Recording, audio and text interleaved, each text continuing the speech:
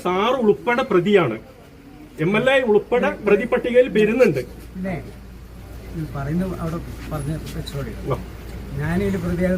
പറയുന്നതാണ് ജനം പറയുന്നത്. സാറിന് മാത്രമല്ല എന്നെയും പറയുന്നത്.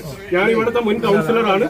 എന്നെയും പറയുന്നത് ഈ ജാതി വർത്താനൊക്കെ പറഞ്ഞ് ചിത്രീകരിക്കുക അതൊന്നും ശരിയല്ല. പ്ലാൻ ചെയ്തിട്ടാണോ ചെയ്യുന്നത്? അല്ലല്ലോ സാർ. അവിടെ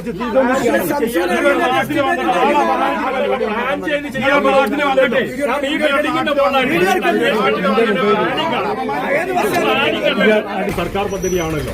ഓൺലൈൻ എസ്റ്റിമേറ്റും കാര്യങ്ങളും ഒക്കെ എടുത്തിട്ടാണല്ലോ ഉണ്ടാകുക. ഈ സാധനത്തിന് 71 ലക്ഷം റുപ്യ വേണ്ടതില്ല എന്നുള്ള ഇവിടുത്തെ പൊതുജന വികാരമുണ്ട്. ഈ സാധനത്തിന് ഇപ്പൊ 44 ലക്ഷം റുപ്യ എന്ത് ചെയ്തിട്ട് കരാട്ടസാക്കമല്ലേ 20 ലക്ഷം റുപ്യ സാറും തന്നിട്ടുണ്ട്.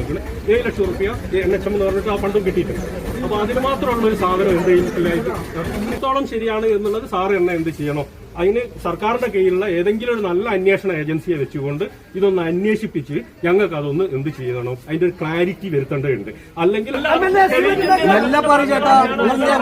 എന്തിനാ അവിടെ നിങ്ങൾ ചൂടായത്?